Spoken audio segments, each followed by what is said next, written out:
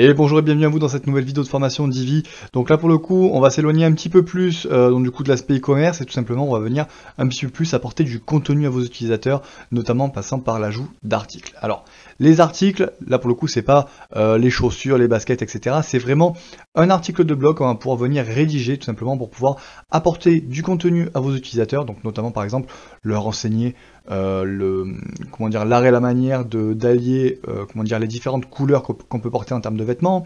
Ça peut être parler un petit peu plus de nos nouvelles collections, donc via un article.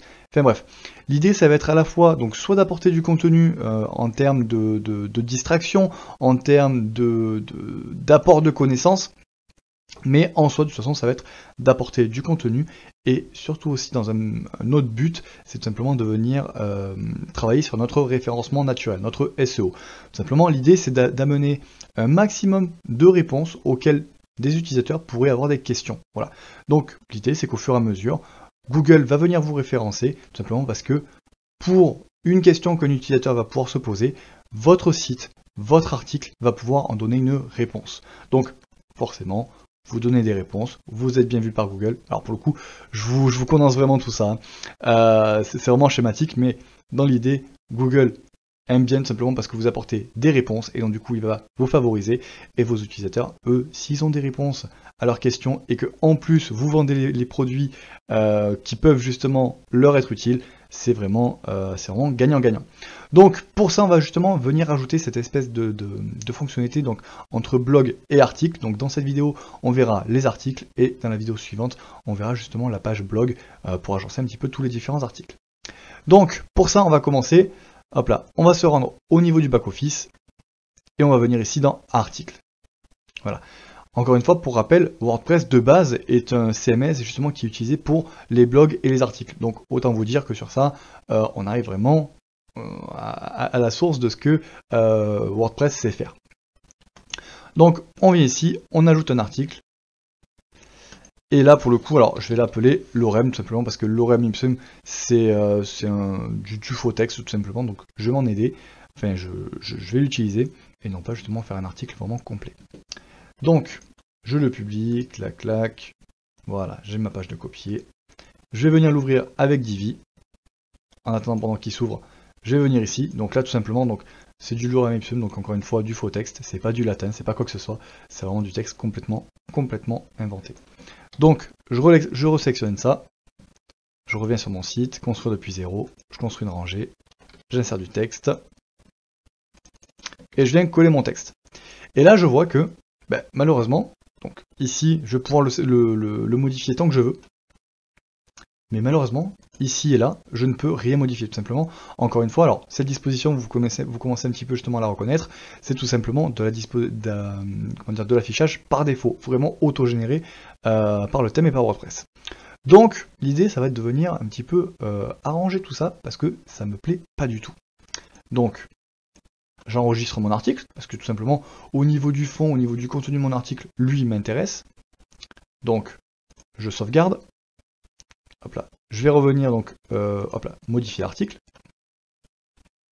Si je l'affiche, donc du coup, au niveau de mon site, d'ailleurs, je vais lui mettre une image en avant. Je vais lui mettre ça, admettons. Tac, tac, tac. Les permaliens, voilà. Voilà, donc là actuellement si j'affiche sur mon site, ça ressemble à ça.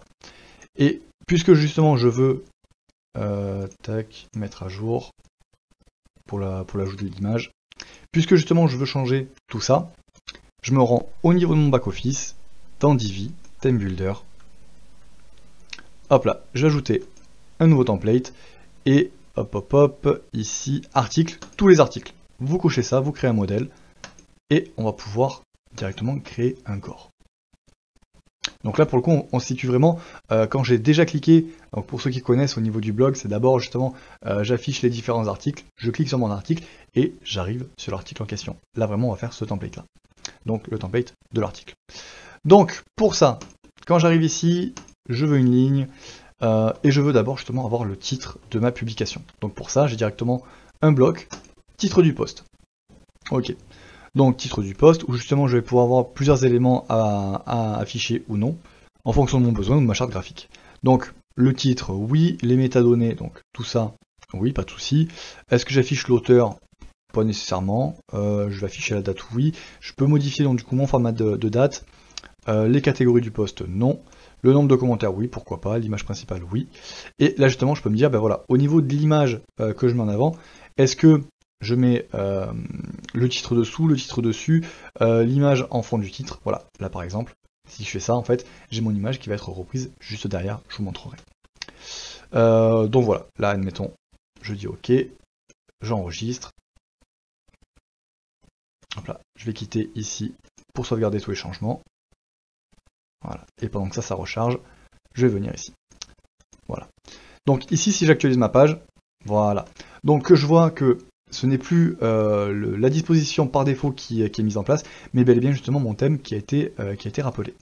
Donc je vois bel et bien donc du coup tout mon paramétrage, donc mon titre, les commentaires, etc., les métadescriptions que j'ai voulu, avec mon image derrière.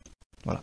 Si bien entendu, je veux de nouveau, hop là, tac, changer mon image, là par exemple, je veux le mettre comme ça, je valide, j'enregistre, voilà. Et donc là, cette fois-ci, justement, j'ai mon texte en dessous. Donc là, pour le coup, vous faites vraiment ce que vous voulez. Moi, dans cette vidéo, je vais vraiment vous montrer au niveau des blocs à respecter et un petit peu le paramétrage. Donc ça, on est OK. Ensuite, bien évidemment, hop là, il va falloir le contenu de votre article. Donc là, on a le titre, on a un petit peu les éléments généraux, mais il va falloir le contenu. Donc pour ça, voilà, vous allez ici publier un contenu. Alors ici, attention, ça ne prend pas en compte justement uniquement l'article que vous voulez, c'est vraiment une visualisation potentielle de votre article pour pouvoir vous permettre de paramétrer toutes les sections. Donc là par exemple, vous voyez, ça c'est le H1, H2, H3. Ici on a comment ça s'appelle, les liens. Ici vous avez de la bordure, ici vous avez les images, ici, enfin bref, voilà. L'idée c'est justement tout simplement au niveau du Visual Builder, il va vous afficher toutes les possibilités qui vont s'afficher justement au niveau d'un article. Et au moins dans ces cas-là, ça va vous générer un template vraiment complet. Et peu importe l'article que vous allez faire, même si vous n'avez plus justement les règles que vous avez mis en place au niveau de votre template, elles seront appliquées automatiquement. Donc vraiment un gain de temps et même justement un petit peu plus de sécurité pour une homogénéité justement de votre charte graphique. Voilà, donc vous le paramétrez vraiment comme vous voulez au niveau du style, au niveau de tout ça. Donc encore une fois, soit vous regardez directement ici au niveau des différents paramétrages, soit vous en ciblez un. Hop là, vous cliquez juste là. Alors, je vais faire valider, parce que je pense que ça a dû me le faire planter. Hop là, voilà, je viens ici, je sélectionne exactement ce que je veux, et ça va venir justement me mettre à l'emplacement, hop là, à l'emplacement voulu. Hop là, je sauvegarde, je vais vous montrer du coup directement au niveau du front office ce que ça donne. Voilà, j'actualise, et là justement, je vois donc du coup revenir les deux blocs que j'avais mis au début directement dans mon article. Donc j'ai bel et bien mon titre et j'ai bel et bien ici le contenu réel de mon article. Et une dernière chose tout à l'heure qui était générée automatiquement et que j'aimerais bien récupérer, c'est effectivement l'espace commentaire. Donc pour ça, on revient dans notre builder, on revient, il me semble que c'est en bas, commentaire, hop là voilà, juste ici, au final c'est au milieu. Donc vous voyez un petit peu au niveau des commentaires, là encore une fois, vous avez la possibilité donc de modifier tout ce que vous souhaitez. Voilà, donc que ce soit directement ici ou via les éléments. Donc voilà, est-ce que vous voulez montrer l'auteur ou pas, en tout cas l'image de l'auteur ou pas, afficher le bouton réponse ou pas, bref, voilà, vous faites vraiment le paramétrage que vous voulez. Hop là, je sauvegarde, je viens ici, j'actualise. Voilà. Et donc là du coup vous allez voir au fur et à mesure, donc dès qu'un commentaire est fait, vous allez avoir la liste des commentaires qui ont été faits, et vous avez aussi donc du coup la possibilité d'y répondre au fur et à mesure. Donc voilà, là pour le coup vous avez vraiment un template article qui est complet. Si je crée un autre article, tout simplement il va venir me reprendre l'image qui est mise en avant, il va me reprendre le texte, il va me reprendre toutes les métas que j'ai demandé, voilà, sans que j'ai plus que maintenant à créer tout simplement des articles. Voilà, bon. C'est tout pour cette vidéo, elle aura été relativement courte, et dans la vidéo suivante, justement, je vais vous montrer comment créer une page blog, tout simplement pour venir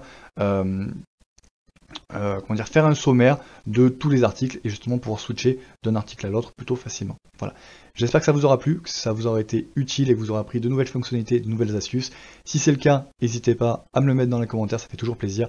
Un petit like, pareil, ça fait très plaisir et ça encourage.